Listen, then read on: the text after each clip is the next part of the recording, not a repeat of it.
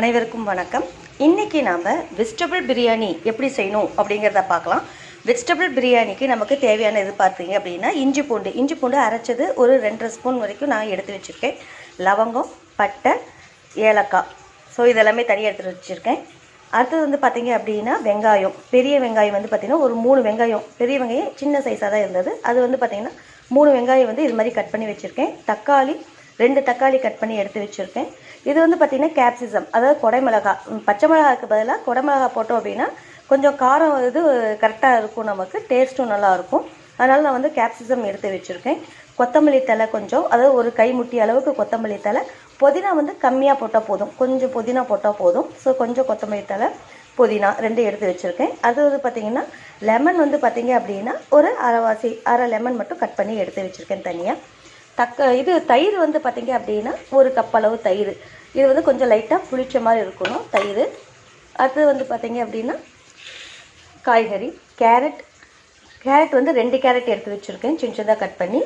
அதே மாதிரி வந்து உருளைக்கிழங்கு வந்து பார்த்திங்கன்னா 2 உருளைக்கிழங்கு வந்து பார்த்திங்கன்னா ரொம்ப சின்னதாக இது வந்து கட் பண்ணக்கூடாது, ஓரளவுக்கு பெருசாக கட் பண்ணிக்கோ. ரொம்ப சின்னதாக இது கட் பண்ணிங்க அப்படின்னா குழஞ்சி போயிடும். அதனால் வந்து ஓரளவுக்கு கட் பண்ணி எடுத்து வச்சுருக்கேன். பீன்ஸு, பச்சை பட்டாணி. ஸோ இது எல்லாமே வந்து பார்த்திங்க அப்படின்னா வெஜிடபிள் ரைஸ்க்கு தேவையான திங்ஸு. அரிசி வந்து பார்த்திங்க அப்படின்னா 2.5 டம்ளர் நான் போட்டிருக்கேன், சரிங்களா. இது பச்சரிசி அப்படிங்கிறனால, பிரியாணி அரிசி அப்படிங்கிறனால இது வந்து உடனே நம்ம வந்து தண்ணி போட்டு ஊற வைக்க வேண்டாம். நம்ம வந்த வாட்டி ஊற வச்சா போதும். அதனால் எடுத்து மட்டும் ரெடியாக வச்சுருக்கேன். சரி வாங்க, இப்போ நம்ம வெஜிடபிள் பிரியாணி எப்படி செய்யணும் அப்படிங்கிறத நம்ம பாருங்கள். இப்போ குக்கரில் வந்து பார்த்திங்க அப்படின்னா 2 ஸ்பூன் அளவுக்கு நெய்யும் கொஞ்சம் ஆயிலும், தேவையான அளவு ஆயிலும் நான் விட்டுருக்கேன். இது நல்லா ஹீட் ஆகிட்டுருக்கு. முதல்ல நம்ம எடுத்து வச்ச பட்டை, லவங்கம் பாருங்கள், நல்லா ஹீட்டான வாட்டி தான் போடணும். ஏலாச்சி, இது எல்லாமே முதல்ல நம்ம போட்டுக்கிறோம்.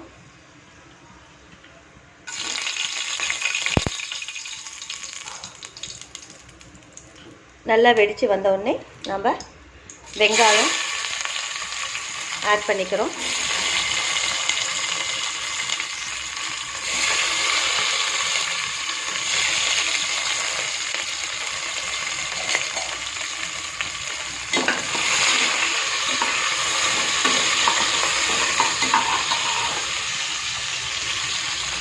ஆயிலில் டைரெக்டாக நம்ம இஞ்சி பூண்டு நம்ம வந்து போட்டோம் அப்படின்னா அந்த பாத்திரத்தில் ஒட்டிக்கும் அப்படியே. அதனால் ஃபஸ்ட்டு வெங்காயம் தான் போட்டு நம்ம வதக்கணும். வெங்காயம் நல்லா வதங்கணும் அப்படின்னா ஃபஸ்ட்டு நம்ம உப்பு போட்டுக்கணும். பாருங்கள், உப்பு தேவையான அளவு உப்பு நான் வெங்காயத்திலே போட்டு விட்றேன். ஸோ இது மாதிரி நம்ம போட்டோம் அப்படின்னா சீக்கிரமாக அந்த வெங்காயம் வதங்கிடும். அதுக்காக தான் உப்பு வந்து நம்ம அப்போயே ஆட் பண்ணிடுறோம். இப்போ வெங்காயம் நல்லா ரெட்டிஷ் ஆயிடுச்சு. இப்போ நம்ம எடுத்து வச்ச இஞ்சி பூண்டு பேஸ்ட்டு ஆட் பண்ணிடலாம்.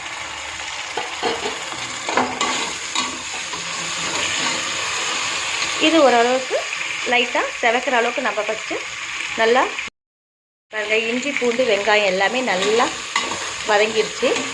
ஸோ இப்போ அடுத்து நம்ம எடுத்து வச்சுருக்க தக்காளி ஆட் பண்ணணும்.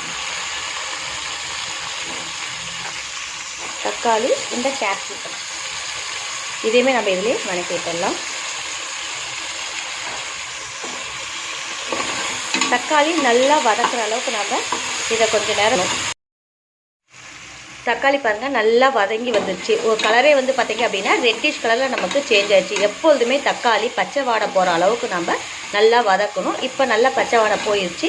இப்போ அடுத்தது நம்ம வந்து பார்த்திங்க அப்படின்னா இந்த கொத்தமல்லி தழை, புதினா எடுத்து வச்சோம் இல்லைங்களா, அதை நம்ம ஆட் பண்ணிடுறோம். ஸோ இந்த கொத்தமல்லி தழை, புதினா தழை ரொம்ப நேரம் வதக்க வேண்டாம், போட்டோன்னே நமக்கு இது வதங்கிடும். அதனால் ஒரு 2 டைம் நம்ம கரட்டி விட்டோன்னா போதும், அவ்வளோதான். எல்லாமே நல்லா மிக்ஸ் ஆகி வந்துடும். அவ்வளோதான், நல்லா பாருங்கள் மிக்ஸ் ஆயிடுச்சு. ஸோ உடனே நம்ம எடுத்து வச்சுருக்க காய்கறியெல்லாம் கட் பண்ணி எடுத்து வச்சுருக்கோம் இல்லைங்களா, அந்த காய்கறி எல்லாமே இதில் ஆட் பண்ணிடலாம்.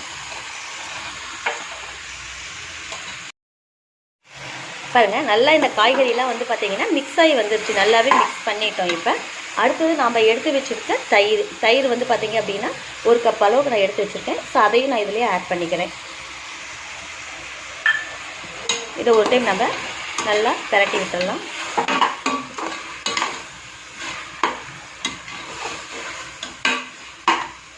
தேவையான அளவு மிளகாத்தூள் போட்டுக்கணும். நான் வந்து பார்த்திங்க அப்படின்னா 2.5 டம்ளர் அரிசிக்கு 2 ஸ்பூன் அளவுக்கு மிளகாத்தூள் நான் ஆட் பண்ணுறேன்.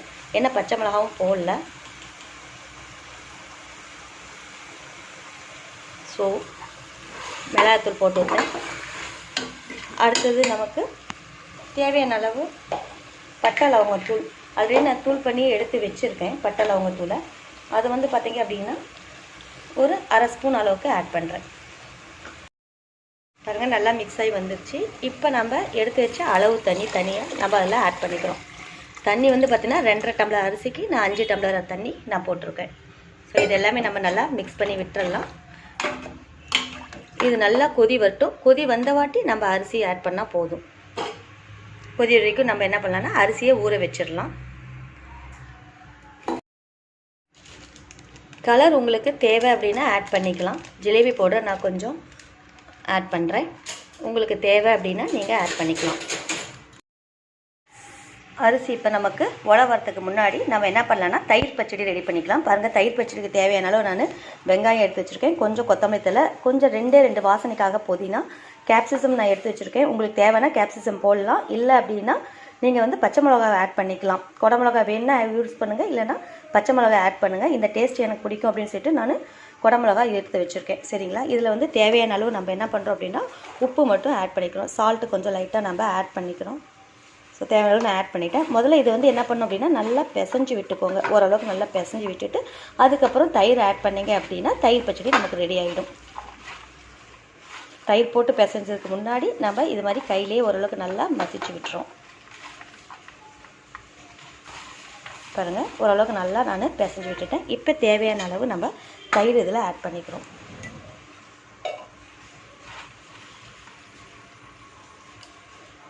கொஞ்சம் லெமன் வந்து இதில் ஆட் பண்ணோம் அப்படின்னா அந்த வெங்காயத்தோடு சேர்ந்து வரும்போது லெமனோட இது வந்து நமக்கு டேஸ்ட் கிடைக்கும். பாருங்கள், தயிர் பச்சடி இப்போ நமக்கு ரெடி ஆயிடுச்சு. அடுத்தது இப்போ நமக்கு வந்து பார்த்திங்க அப்படின்னா நல்லா ஒலை கொதித்து வந்துருச்சு. இப்போ நம்ம இதில் அரிசி ஆட் பண்ணிடலாம்.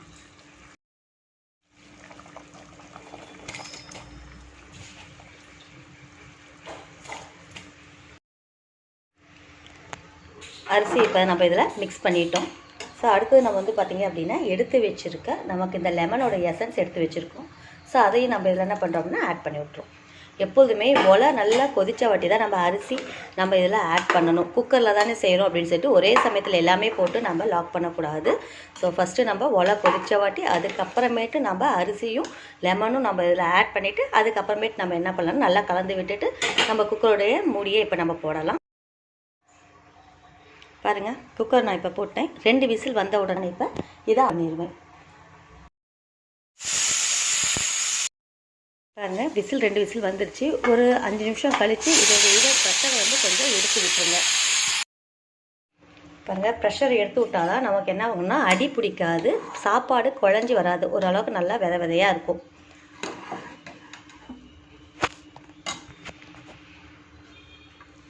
ஓரளவுக்கு நம்ம என்ன பண்ணால் இது மாதிரி நம்ம ஓரளவுக்கு கிளறி விட்டுருக்கோம். இல்லைனா காயெல்லாம் மேலாக இருக்கும். ஓரளவுக்கு நம்ம இப்படி கிளறி விட்டுட்டு நம்ம அதுக்கப்புறம் சாப்பாடு பரிமாற ஆரம்பிக்கலாம். Vegetable biryani ready.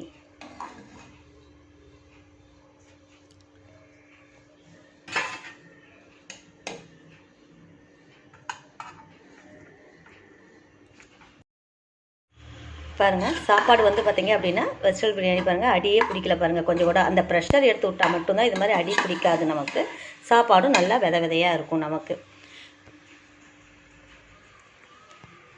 ஸோ உங்களுக்கு பிடிச்சிருக்கும் அப்படின்னு நினைக்கிறேன். பிடிச்சிருந்து அப்படின்னா லைக் பண்ணுங்கள், ஷேர் பண்ணுங்கள், கமெண்ட் பண்ணுங்கள். தேங்க்யூ.